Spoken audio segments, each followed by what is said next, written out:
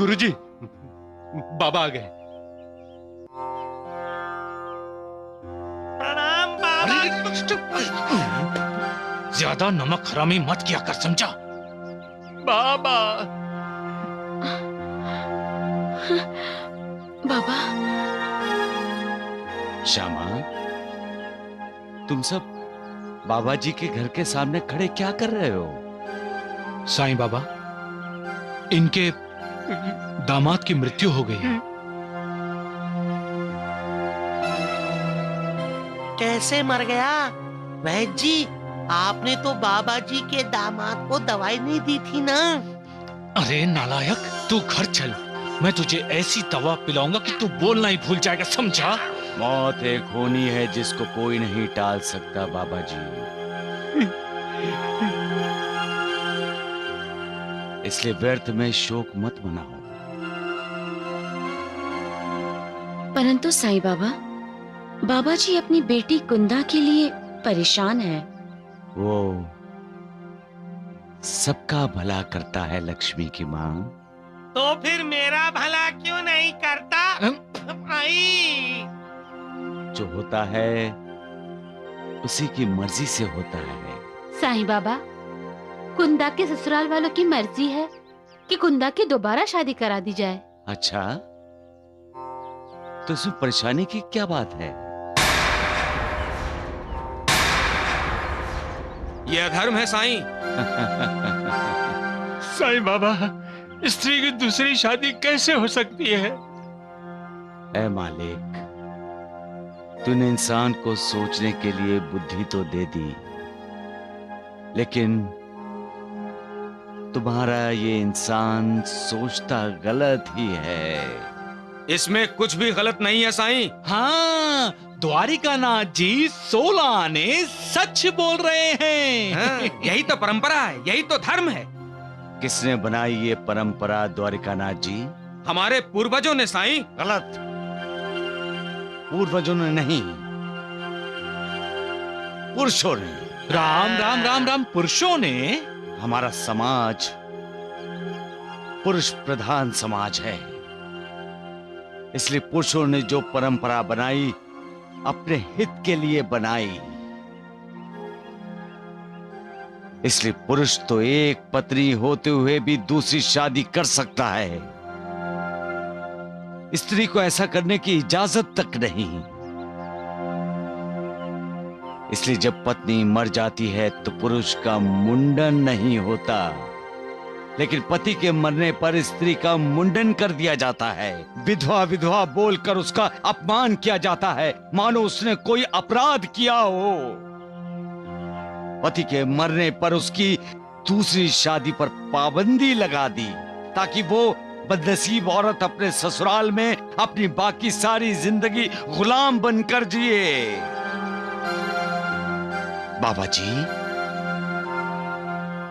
समय के साथ साथ चलना चाहिए और अपने आप को बदलना चाहिए। जो रीति, जो परंपराएं इंसान की तरक्की में रुकावट बनकर खड़ी होती हैं, उस रीति, उस परंपरा को तोड़ देना चाहिए। तो क्या बाबा जी की बेटी की फिर से शादी होनी चाहिए श्यामा, होनी चाहिए। उसकी शादी अवश्य करनी चाहिए। अवश्य करनी चाहिए। फिर धर्म का क्या होगा साईं बाबा? तुम खुद तो अधर्मी हो, सबको अधर्मी बनाओगे। किस धर्म की बात कर रहे हैं आप द्वारिकानाथ जी?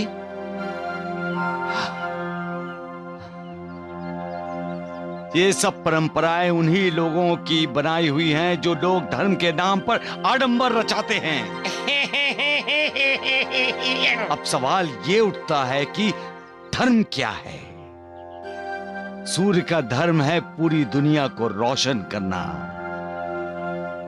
वृक्षों का, पेड़ों का धर्म है सबको छाया देना, फल फूल देना। समाज का नेतृत्व करने वाले नेताओं का धर्म है समाज को उचित मार्ग दिखाना, उचित मार्ग पर ले जाना। हर परिवार के बड़े का धर्म है अपने परिवार के हर सदस्य को सुख शांति प्रदान करना। बाबा जी, अब तुम ही बताओ, एक पिता का क्या धर्म है?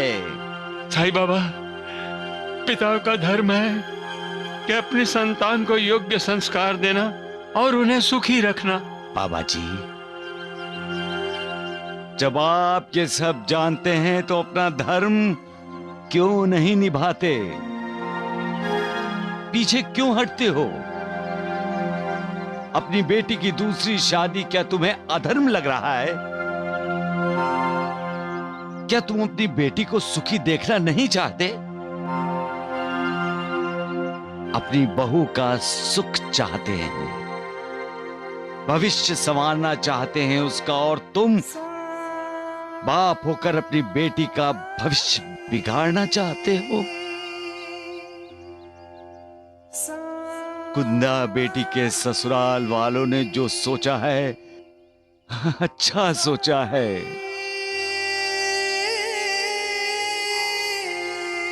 वो उस परंपरा को तोड़ना चाहते हैं जो एक औरत का सुख छीनना चाहते हैं। तुम्हें उनका साथ देना चाहिए बाबा जी। हर ससुराल वाले ऐसे नहीं होते। अरे तुम्हारी बेटी भाग्यशाली है जो उसका घर फिर से बस रहा है। हमारी कुंदा बेटी हंसेगी बाबा जी, फलेगी फूलेगी, उसकी उजड़ी हुई दुनिया फिर से हरी भरी हो जाएगी। अरे माता पिता को और क्या चाहिए बाबा जी? अपनी संतान के सुख में ही तो वो अपना सुख ढूंढते हैं, है ना बाबा जी? हमें माफ कीजिए बाबा, माफ कीजिए। हमने गलत सोचा था बाबा, गलत सोचा था। द्वारिकानाथ जी, आपकी सोच भी गलत थी। चलिए आप भी बाबा से माफी मांगे, चलिए। वैसे ये आदमी पूरा का पूरा ही गलत है। हाँ। उठो बाबा जी, उठो।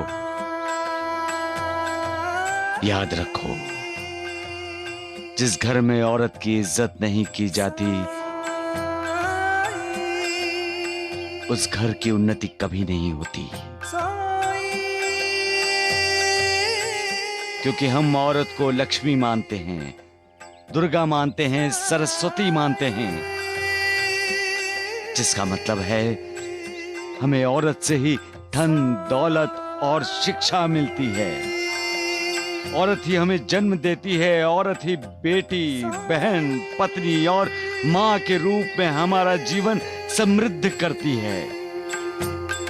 स्त्री की उन्नति में ही पुरुष की उन्नति छुपी है, तो फिर हमें स्त्री की उन्नति पर रोक नहीं लगानी चाहिए। देवा, आपने कितनी अच्छी तरह से हम सबको ये बात समझाई। इसीलिए तो साईं बाबा गुरुओं के गुरु हैं। सबका मालिक एक।